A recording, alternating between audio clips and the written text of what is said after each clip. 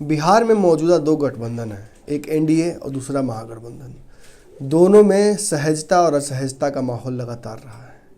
कभी लगता है कि कोई समीकरण एनडीए में बन गया तो अगले ही दिन उस समीकरण को कोई घटक दल चैलेंज कर देता है। वहीं महागठबंधन की बात की जाए तो अपनी ढपली अपना राग, सभी के अपनी दावेदारी है, सभी के अपने समीकरण हैं। इन समीकरणों से कहीं ना कहीं तेजस्वी के माथे का दर्द बढ़ता जाता है। वहीं अगर बात की जाए भाजपा की तो भाजपा ऑलरेडी 3 राज्यों में हार चुकी है।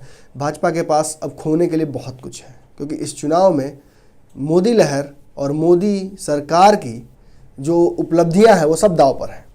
अब सबसे बड़ी बात यहाँ ये है कि कांग्रेस जो कि बैकफुट पर अब तक थी, मगर इस 3 राज्यों के चुनाव में जीतने के बाद कांग्रेस अब फ्रंट फुट पर है। कांग्रेस नेगोशिएटिंग पोजीशन में आ गई है और कांग्रेस नेगोशिएट करने में कोई कसर छोड़ भी नहीं रही। पहली बार शायद आज़ाद हिंदुस्तान में कांग्रेस ऐसी स्थिति में है जब यहाँ से वो पहली बार नेगोशिएट करना चाहती है। कांग्रेस को लगातार बिहार में राजद की बी टीम कहा गया, मगर आज कांग्रेस राजद को भी उसकी स्तर और उसकी औकात याद दिलाने में कमी नहीं छूट रही है। राजद में मतभेद है। इस मतभेद का फायदा अगर सबसे ज़्यादा उठाना चाहिए था तो भाजपा और जदयू को उठाना चाहिए था, मगर इसका फायदा कांग्रेस उठा रही है। कांग्रेस कभी कुछ ऐसा बयान दे देती है जिसकी वजह से राजद फिर से बैकफुट चला जाता है। साफ बात है, महागठबंधन में राजद और कांग्रेस के बीच एक लड़ाई चल रही है। ये लड़ाई चल रही है महागठबंधन पे आधिपत्य की, महागठबंधन के बड़े भाई की। इस बड़े भाई की लड़ाई में कांग्रेस कहीं ना कहीं आगे है। इसलिए आगे है क्योंकि कांग्रेस का पहले से भी बिहार में एक पुराना वोट बैंक रहा है। उस वोट बैंक को कांग्रेस जिंदा करने का भरसक प्रयास कर रही है। इतना ही नहीं, अब जब स्थितियां ऐसी बन गई हैं कि 2015 के चुनाव को याद किया जा रहा है। 2015 के चुनाव की परिस्थितियों को एक बार फिर से समझने का प्रयास कीजिएगा। 2015 में एक महागठबंधन बना था। पहली कल्पना की गई थी मोदी विरोधी ताकतों को एक करने की। इसी दौरान नीतीश कुमार, लालू प्रसाद यादव और कांग्रेस एक हुए थे, यानी जदयू, राजद और कांग्रेस एक हुए थे। इन तीनों के एक होने से बहुत बड़ा फायदा मिला था बिहार में एनडीए को पूरी तरह से चौपट कर दिया गया था। मगर तुरंत 1 साल बाद, 1.5 साल बाद नीतीश कुमार की अंतरात्मा जागती है। कई मुद्दों पर सरकार गिरा देते हैं और सरकार गिराने के बाद राजद को बाहर कर देते हैं। कांग्रेस को बाहर बैठना पड़ जाता है। हालांकि कांग्रेस बाहर नहीं बैठना चाहती थी, मगर सामने भाजपा थी। जदयू को भाजपा के साथ गठबंधन करके सरकार बनानी थी। ऐसे में कांग्रेस को बाहर जाना स्वाभाविक हो जाता है।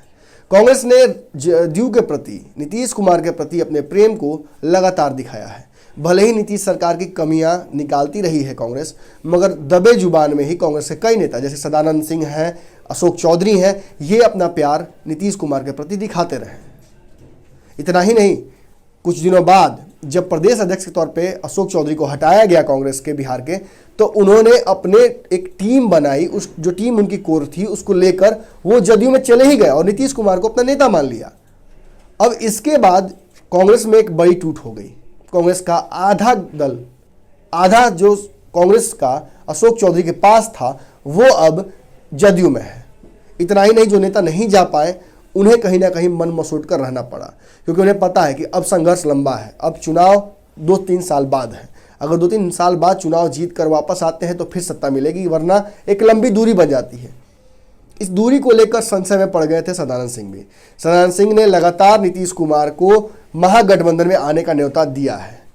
कई और नेताओं ने भी दिया है, जैसे कि बीच बीच में मदन मोहन झा भी बोल बैठते थे कि नीतीश कुमार को संगठन में, महागठबंधन में आ जाना चाहिए, क्योंकि वो भाजपा के साथ स्वाभाविक नहीं महसूस कर रहे हैं। और ये नेचुरल गठबंधन नहीं है भाजपा और जदयू का। इसी बात पर अब फिर से विवाद शुरू हो गया है। फिर से एक बार सदानंद सिंह बोले हैं और सदानंद सिंह ने कहा है कि जदयू को महागठबंधन में आ जाना चाहिए, और अगर महागठबंधन में नहीं भी आना है तो कम से कम कांग्रेस के साथ आ जाना चाहिए, भाजपा को छोड़ देना चाहिए।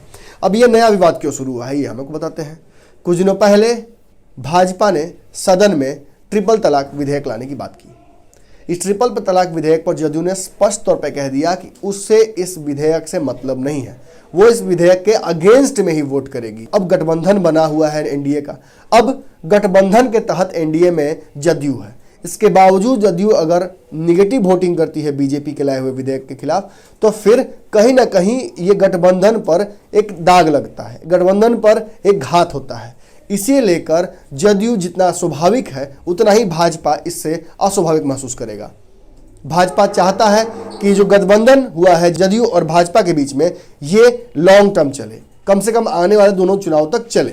मगर परिस्थितियां जैसी उत्पन्न हो रही हैं, जदयू नेगोशिएट करना चाहता है। नहीं, जदयू नेगोशिएट इसलिए करना चाहता है क्योंकि जदयू जानता है कि भाजपा अभी बैकफुट पर है। भाजपा 3 राज्यों में चुनाव हार चुकी है, इसलिए जदयू ये भी जानता है कि बिहार की जनता को जो वोट लिया गया था वो समाजवाद के नाम पर लिया गया था। इस वोट के बाद सरकार भले ही भाजपा के साथ बना लिया है, मगर ये वोट जो मिला था वो समाजवाद के नाम पर मिला था और आने वाले समय में फिर से पोलराइजेशन का घाटा ही होने वाला है भाजपा को।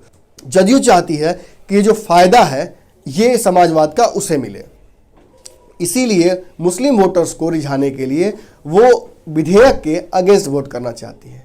इतना ही नहीं, जदयू राम मंदिर के मुद्दे पर भी भाजपा से अलग है।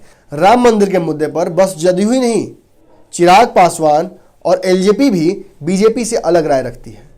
बीजेपी के दोनों घटक दल जो बचे हैं अब वो प्रेशर बना रहे हैं बीजेपी के ऊपर।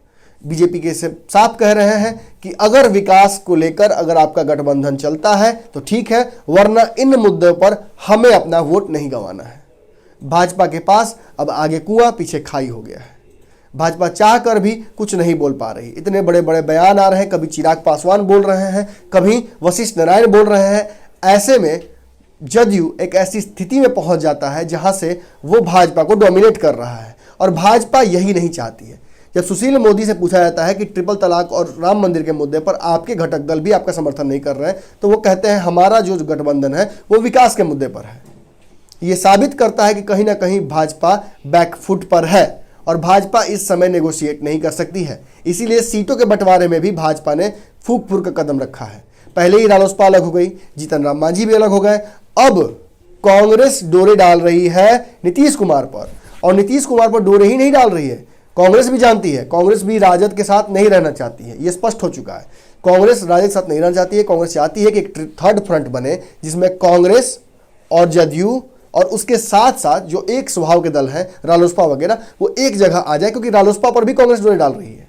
इतना ही नहीं, जीतन राम मांझी पुराने कांग्रेसी रह चुके हैं, तो एक पुराना जो संगठन है उसको फिर से भाजपा के खिलाफ तैयार करना चाहती है कांग्रेस, और इसमें बहुत हद तक सफलता भी मिल रही है। क्योंकि अगर बताया जाए आपको तो अनंत सिंह तक को शक्ति सिंह गोहिल मिल रहे हैं, कभी अखिलेश सिंह मिल रहे हैं। ऐसे में जो समीकरण बनकर आ रहा है वो साफ समझ में आ रहा है कि कांग्रेस बड़ा भाई बनकर कई छोटे भाइयों का, कई छत्रपों का एक समूह लेकर आगे बढ़ना चाहती है। और एक और बात है, इसमें लालू यादव और राजद को कांग्रेस जगह नहीं देना चाहती है। लगातार ऐसे बयान आए हैं जिनसे साबित होता है कि कांग्रेस राजद के साथ स्वाभाविक नहीं महसूस कर रही है। ऐसी स्थिति में एक बात तो स्पष्ट है, आने वाले समय में बड़ा मजा आने वाला है। मजा इसलिए आने वाला है क्योंकि ये सारे गठबंधन है, ये सारे जो समीकरण है वो अब प्लेट पर हैं, वो सामने रखे हुए हैं, और इन समीकरणों पर लगातार परीक्षण चलेगा। इन परीक्षणों को जनता देखेगी और देख कर तय करेगी कि उसे किस परीक्षण के साथ जाना है, यानी किस गठबंधन के साथ जाना है। जो भी गठबंधन अभी बने हैं बिहार में या फिर इस देश में, वो स्थायी नहीं है। एक बात तो स्पष्ट है कि वो स्थायी नहीं है, और आने वाले समय में इन गठबंधनों का रूपरेखा बदल सकता है। इस बदलते हुए समीकरण और रूपरेखा के साथ न्यूज़ बिहार की कमेंट्री चालू रहेगी। मैं हूं नमन मिश्रा, एडिटर न्यूज़ बिहार, और आप देख रहे हैं यूट्यूब पर भारत लाइव। धन्यवाद। हमारे फेसबुक पेज को लाइक करें, ट्विटर पर फॉलो करें न्यूज़ बिहार लाइव, और साथ ही साथ हमारे यूट्यूब चैनल को सब्सक्राइब करें। सब्सक्राइब करने के बाद बेल आइकन दबाना ना भूलें। धन्यवाद।